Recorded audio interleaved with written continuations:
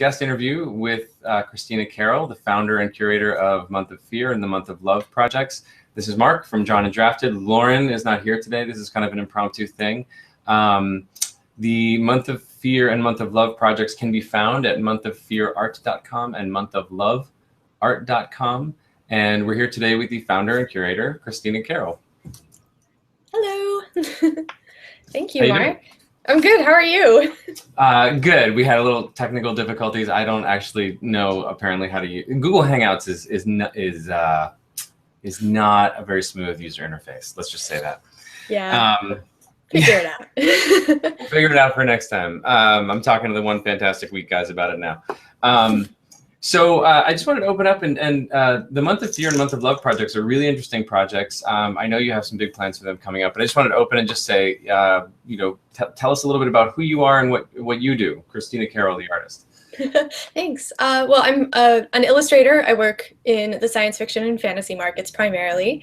I also do a lot of gallery work and private commissions. So it's really a mixed bag. I like to have lots of different sort of streams of interest at the same time to keep me on my toes. I also teach. Currently I'm teaching a science fiction fantasy class at Montserrat College, which is mad fun. And I also teach workshops for Strathmore Artist Papers and Gamblin Oil Colors. Cool. It's a lot of fun. How did that gig come about? That was just one of those channels through my teaching channels. I got forwarded an email when they were looking for a new person in the New England area, and sent them my info, talked to the guy in charge, and we got along. So he initially hired me for Strathmore, but he also runs the Gamblin education program as well. So it was an easy choice to go from one to the next. Oh, that's cool. And is that one of your new pieces behind you? Yeah, that's relatively new. I guess I could put a light on that. Oh, there we go. This is a painting that's based off of one of my Month of Fear pieces cool. from last October that I'm doing to send to show at Hero Complex in the next month or so. So, cool. Yeah, good fun. Touching it up. Does that happen a lot? Do you think? I mean, you know more about this project than anyone, since you have your fingers in it probably year round. Do you find that people are taking their projects from taking their pieces from this project and taking it out into the world, into other places? Absolutely. A lot of people end up either going on a tangent, like they discovered something within these challenges that they want to explore further, so they do a whole series.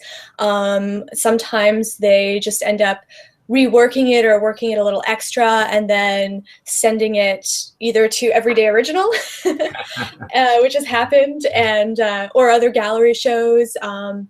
So they really end up having a long life after these challenges for certain. That's very cool. Let's just step back just a quick second and tell us, what is the Month of Fear? What is the Month of Love? What are these projects? So they're basically a month-long challenge. Every week we have a new topic or prompt, very simple, very open-ended. Like what? Like some of the ones we have coming up for February are Lost in Translation. That's just basically the prompt, and everyone makes whatever art they feel they can make in response to that. That's related somehow to the Month of Love, which is somehow under the all-encompassing umbrella of love. We have heroes. Last October we had villains, so we've got some nice bookends with those, and we had a topic called What Lies Beneath, which gave a whole bunch of really interesting and different solutions as well. Yeah, I remember some of the pieces from that. I think we invited some people to Everyday Original from that one.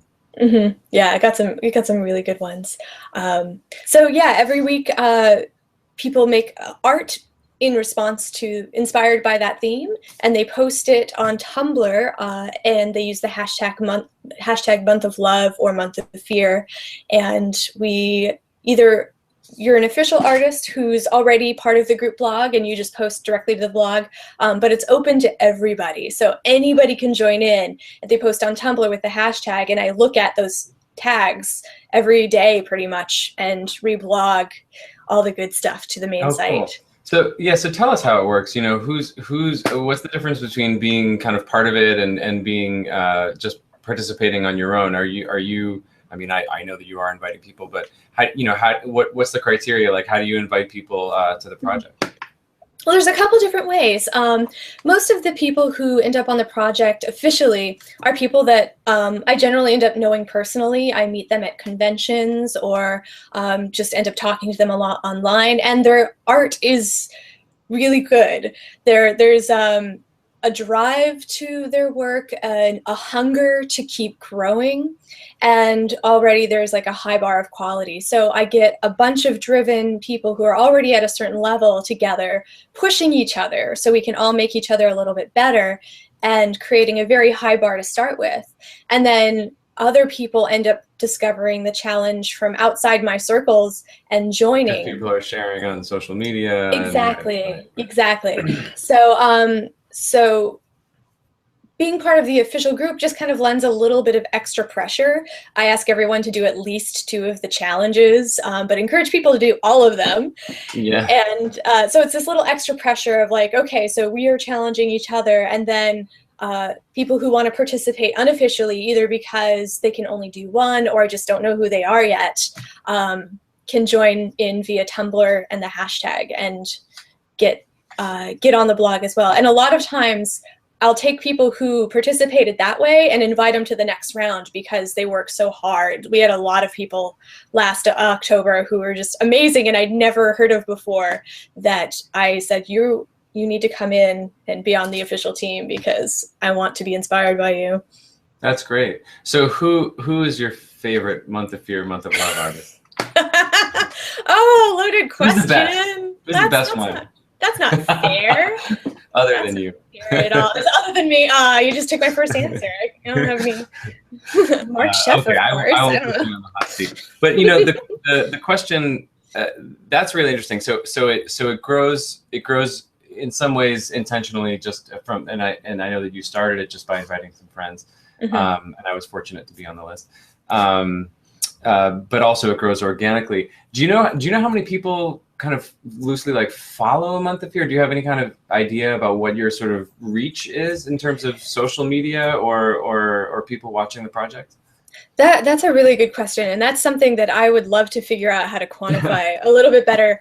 I think last I checked on Month of Fear, we had over 1,000 followers. So on the Tumblr. On the Tumblr, yeah, that grew fast. That grew very, very fast. But then every person who participates has their own circle of followers that are watching and following as well. So it's really like it can get exponential. It's sort of a hard thing to quantify with my limited knowledge of how the internet works. Yeah, well, I mean, I know Tumblr has some limited statistics, and I'm looking actually at some of the images now. And you guys are getting a lot of notes, which is like likes on Tumblr. Yeah. Somebody actually left a comment in a note recently with me. I'm like, I didn't know you could do that.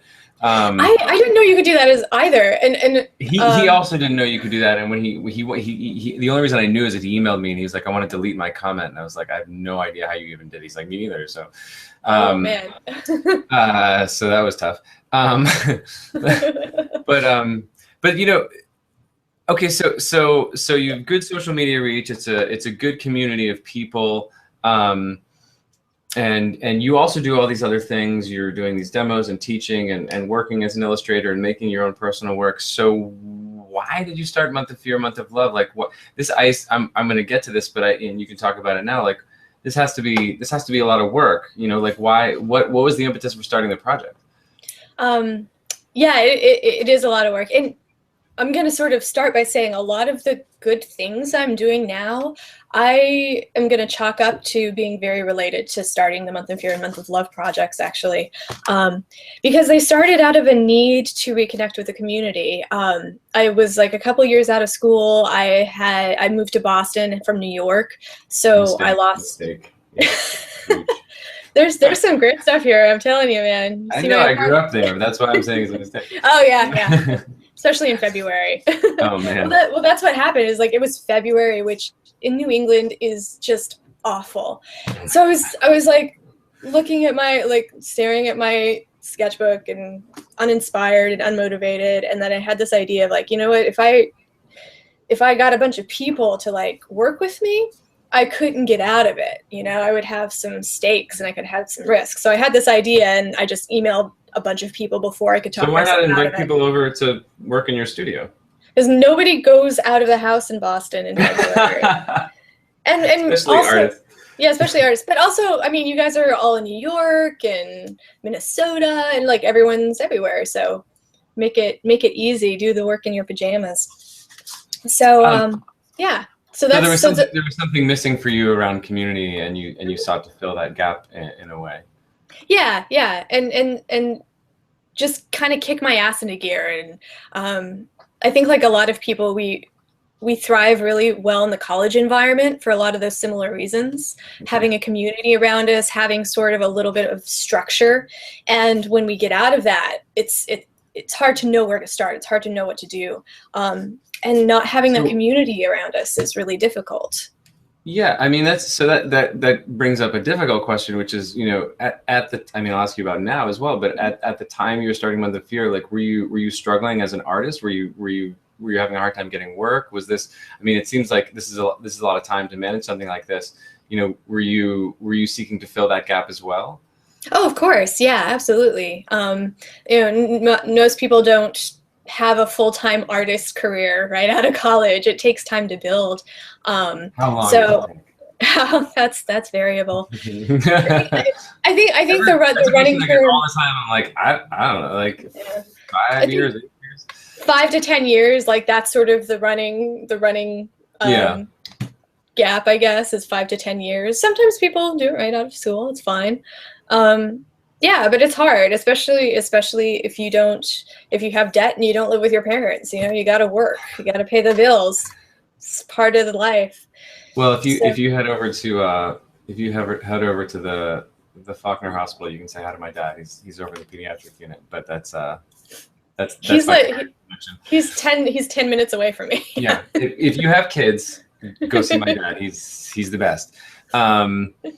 So yeah, so there was a social gap that you were feeling. There was a little bit of a work gap that you were feeling. Mm-hmm. I mean, so now that Month of Fear and Month of Love have kind of taken off in a way and is really growing. I see more and more people posting about this stuff. Are all those gaps filled? Are you completely satisfied with, like, are you totally set with work and you get all the social connection that you need? Does anybody ever?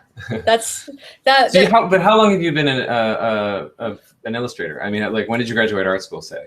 Well, I graduated in 2009. I was doing a little bit of work before I got out of school, but it's freelancing, so it ebbs and it flows. So sometimes it's like I've got 5 illustrations to do in a month, and sometimes I've got 3 months of nothing. That's that. And still that's the case. Oh, I don't think that stops for most people. Yeah. I'm asking you these leading questions because I really want people to understand that even so, like, they look at someone like you and say, gosh, she's doing all this great stuff. And you know, I see you're posting work and she's doing Month of Fear and she's teaching and she's doing these demos. And like, you know, God, it must be amazing to be her, but it still sucks. It's still tough, right? Yeah. Oh yeah. That's a really great point. And that's something that I think about a lot and try and impart to my students as well, is that you don't really realize that you're successful. You just kind of go, and I don't consider myself successful at the, it's like, because I have all these goals and I have all these, financial and personal goals that I, need to reach still. But it's like at one point you just kind of look around and you're like, I've been doing nothing but art related things for 5 months or a year or 2 years. And it doesn't really occur to you that it's happening. It's just that, oh, okay, I'm filling my plate constantly. And then I've got all these projects that are kind of consistently keeping me busy. And it's never exactly the arc that you imagine it's going to be. And everybody's different too. The hard thing is when you're starting out, you only have other people to compare yourself to and other careers to compare yourself to. So you assume that that's the right way, but there's a million different ways. And that's what I love about the Month of Fear and Month of Love is it came out of a sort of a void that of art that I wanted to do and wasn't having the opportunity to do. and getting to show it. And it's actually become a thing. It's become a part of my career, and it's become a part of my, I guess, my brand, if you want to Sure. go Your that artist far. identity, your brand. Yeah. And I made that. Like, that didn't exist beforehand. And I think that's a very powerful thing, that you can create something out of nothing, and you can create a path, and you should create paths that somebody else isn't doing. Do you think the other artists who are involved in the Month of Fear and Month of Love, do you think they feel the same kind of ownership over the project that you do? I hope so. I really do, because I want it to be communal, and I want everybody to feel proud of it when it succeeds. That's a good question. Do you feel like you have ownership? Because you were there, you've been there since the beginning. Yeah, with a little bit of a break when I started some of my other projects. Yeah, you know, I mean, I certainly like, I compare it directly to something like Everyday Original, which I really feel like, you know, with everybody who's contributing, it's a tricky thing, like ownership. Like I definitely feel ownership over the project, and I'm very proud of what we've done. But there's no way that it could happen without everybody else contributing. So in a very real way, you know, I don't own it, and I think the same thing is true with Month of Fear and Month of Love. I don't think I feel it the same way that you do, in that, like, you know, you had this idea, and you invited people, and you were the impetus for everybody getting together and doing this stuff. I'm gonna switch the camera so you can see that I'm talking.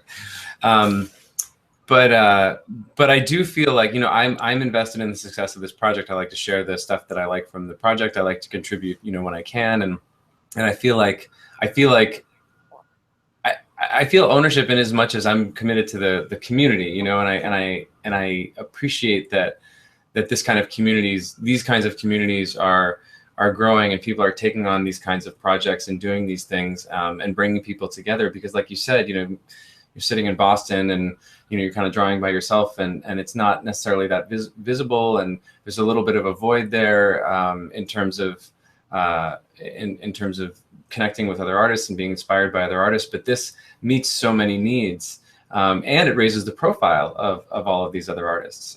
So, you know, I'm on the site, and I feel like, you know, I wouldn't let myself be on the site if I didn't feel some kind of ownership around the project. Like, I feel ownership of my contributions. But yeah, I don't think it's exactly the same as the kind of ownership you have and should feel as the person who really sparked this this whole movement, really.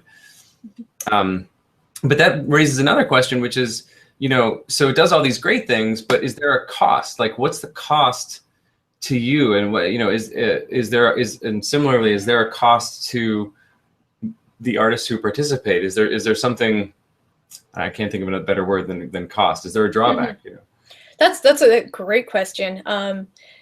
And it's sort of part of a larger conversation about doing things that don't have a direct sort of monetary link to your success and all that, because I don't get paid for this, and I spent a lot of time prepping. Do you have any idea how much time? I mean, are we talking like 10 hours, 100 hours, 1,000 hours? Oh, that's a great question. Well, I think that just figuring out the website alone when I was working on Tumblr was at least a couple hard days of work of like reminding myself how to code stuff and all that, which was fun. So let me think back to the core of what you were asking me. What is the cost? Well, I think I try and take on as much of the cost myself as I can, as far as the time and troubleshooting, so the people involved have a lot less cost. But because there is a sense of a high profile, there is a little bit more risk involved in not, you know, putting work out there that maybe doesn't represent you fully. So okay, that is, so some of these pieces maybe aren't as finished, or they're experimental. Yeah, and because I try not to be too much of a hard ass about it. There's a couple times when I've just said, hey, you know, maybe you want to spend more time or something like that.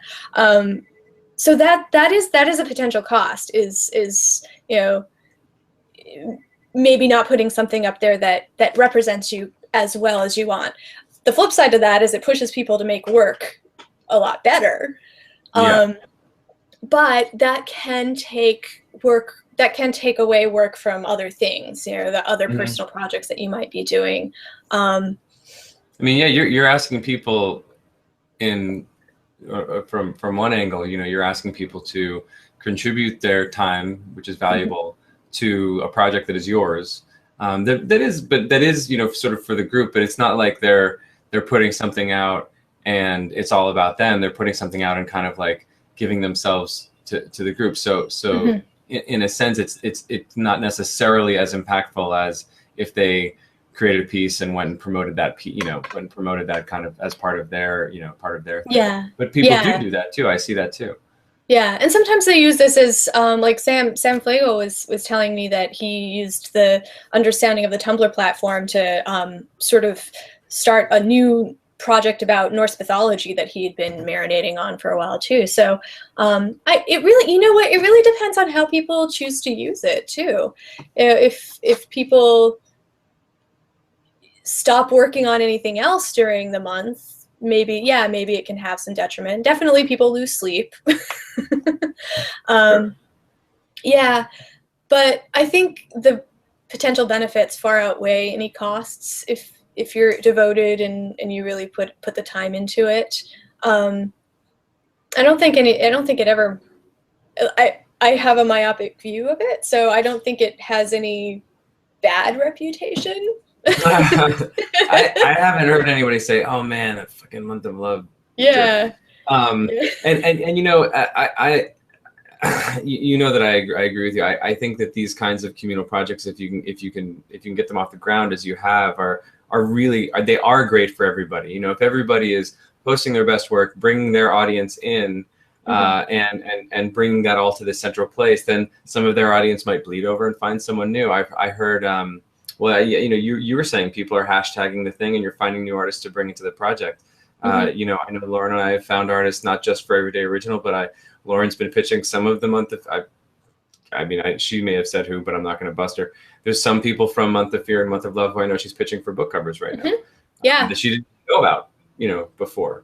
So you know, she went because it was you and you guys are friends, or you know, maybe I was on there or whatever reason she went there. And then she was like, "What the hell is this?" And she found some new people. So it is a place that I can tell you art directors are going and looking and saying, "Hey, here's a new place," where, you know, and it's a lot of different work, which is great. It's like if, you know, you go to one person's website, you're not going to go back every week and see if they've updated their portfolio, which doesn't necessarily happen that much. But this, I mean, you can go every day and there's new stuff. It's, you know, it's great. Yeah.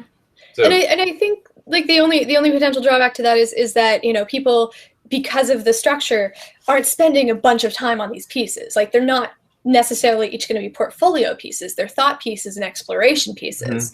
So, but I think anybody who looks at the project, I hope they get that. They understand that this is an exercise, and if you get portfolio pieces out of it, that's amazing, and that just shows how great your time management and your dedication is. But if, you know, you're doing drawings instead of paintings, nobody's really going to hold that against you.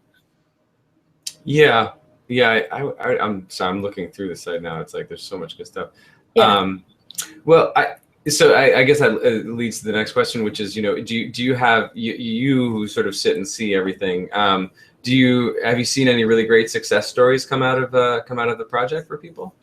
Yeah, well, I always like to you know, talk about emerging artists who have joined, and I really, this is one of my favorite things about this project is it's really targeted towards emerging artists, and for a couple reasons. Emerging artists have a lot more drive sometimes to try new things and put in the time than established artists who are like, well, I don't see the distinct benefit, so I can easily say no to this, which is absolutely fine.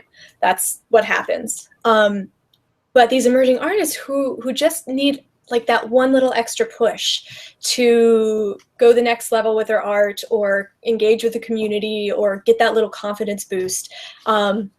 You know, we had last Month of Fear, Jana Hadersdorf from Germany. I always use her as an example because I think she's terrific. Good example.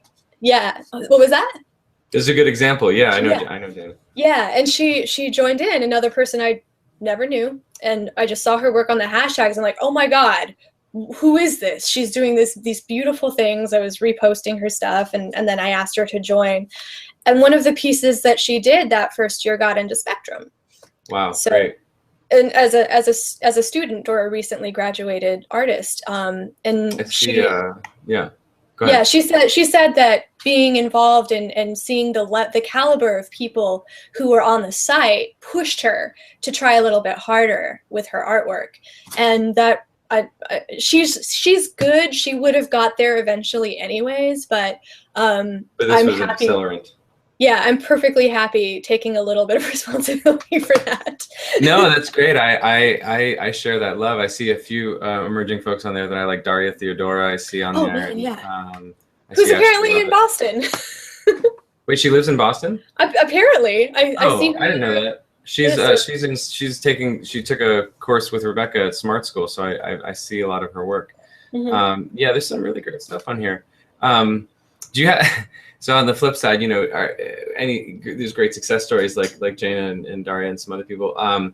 Are there any funny fails from the site? Like I don't even know what that looks like. Like did someone like try to, you know, jump a fence and fall down or something? Like anything that would qualify as a fail?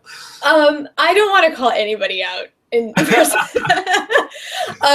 I'm gonna say I think there's definitely been a couple cases where people just didn't simply have the time to put into their work, and I think that was more in the first couple of years when the first couple of years, I remember it was more, like you said, sort of conceptual, maybe more sketches, sort of ideas. But what I'm seeing on the site now is it's evolved into this, like, you know, you're putting up paintings, like stuff that you would put in your portfolio for the most part. Yeah, exactly. Well, because we keep raising the bar, and you know, if there's somebody I feel like isn't really you know, maybe getting that, like not working as hard as everybody else, or have you asked people to leave? I don't ask people to leave. I just maybe don't invite them back. I say you don't give them the notice. Yeah. I never like there's a couple of people I've emailed. I'm like, hey, listen, you know, I'm not, you know, if you're not really into it, it's cool. Or if you're just too busy to put in the time, it's cool. But you know, I'll kind of let them know that I want you want their best work. Yeah, I want them to feel good about how they're represented, because it's a public platform, and that's where it comes from. It's like, I just want to make sure that you feel like you're representing yourself well. And if you feel like you can't, if you feel like you can't put in the time to represent yourself well, it's totally cool. But I want to give you that opportunity. Yeah. And if they kind of fall flat, then. And it's mostly about a matter of communication. If they just kind of fall off the face of the earth and stop talking, and which happens, it's like, and if they don't engage with the community, like, you know, if people are kind of, you know, basically, if they're looking at this platform to see what we can do for them only, they're not going to succeed. And I'm going to see that. You know, if people just kind of post their work and then they don't comment on it or share or engage in the community at all, I'll be like, oh, you're not giving us anything. So why, you know, give that spot to somebody else? That's going to be a tough conversation. It is. And well, they kind of get it. Like, and it's one of those things where it's like, I know you're not engaging. I tell everybody how I want them to engage. I think I'm a fairly good cheerleader about that. So very clear. Yeah, and if they're confused about it, they can ask me. But it's one of those things where it's just that's the nature of it. That's how it works. I'm not brave enough just to email them and say, hey, you know, you kind of sucked. So. And well, I mean, it's like you fair. said, it's not about like, you know, your work isn't good enough. You invite someone to the site, obviously their work is good enough because you know, they have something that you liked, and what you're saying is you can do better, which is a great thing to say, I think, to someone, because sometimes you just need to hear that. I say that to myself almost every day. Yeah. Nobody's harder on me than me. Exactly. I mean, I do, as you know, I do these workout videos, and the thing that they keep saying in the videos is you're not competing with anyone. You're competing with yourself from last week, from yesterday, from last year. And if you're not competing with yourself, then you failed. You know, if you're not trying to get to the next step for yourself. Well, why don't you tell us in closing? Why don't you tell us once again where we can find the project and how people can participate, even if they're not on the super secret special invite list? Yeah. So again, it's monthofloveart.com. It's on Tumblr, and monthoffearart.com. And Month of Love is about to start in just a week. Next week is the first week. Yeah. And gotta figure out what I'm doing for that. Yeah, me too. I'm always the last person to start drawing every single time. And well, you know, it's funny you say and I know we're at the end, but I actually have a personal project that I've got all sketched out.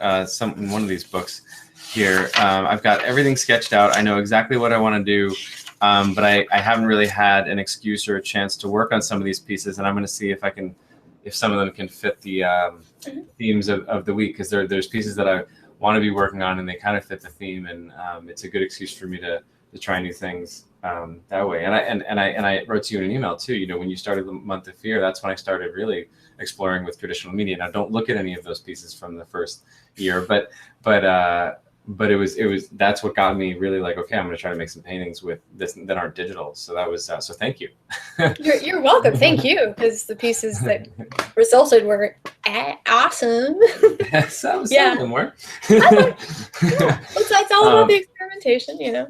And I think it's really. Oh, what? Oh no, go ahead. I was just gonna say, like, I think it's really wonderful seeing how many different variations on a theme there can be as well, which is, I think, one of the really exciting things about the challenges is, like, we've got 50 different artists doing the same theme, and every single piece is so completely unique. That's kind of amazing, yeah. So that's monthoffearart.com, and where's Month of Love? And go ahead. Monthofloveart.com, and all the rules are on the website. I was trying to be very thorough with how to successfully post and be a part of the project. And all you have to do is go to the little challenges link at the top, look at the challenges, look at the weeks that we're posting those challenges, and make art, post it during its designated week. Use the hashtag Month of Love. On any platform. On Tumblr. On Tumblr. Month of Love. Hashtag Month of Love, hashtag Month of Fear. We'll put this in the show notes too, so when you guys are watching this on YouTube, you can just look down there and we'll have links and stuff. Yeah, I mean, we're on Twitter too and Facebook, but really everything gets fed through the Tumblr. Well, you can't stop me from hashtagging on Instagram. I'm telling you now. Oh, go ahead, do it all over the place. But Instagram doesn't do links, which sucks. No, I know. Yeah. Well, I feel like that might come soon. In fact, I thought I saw something about they were gonna actually do live links at some point. They better go down. But look, we're kind of at the end here. I want to thank you so much for your time today and for everything you put into these projects and building up the artist community, giving back. Any final words for folks out there? Oh, well, thanks, Mark. Final words.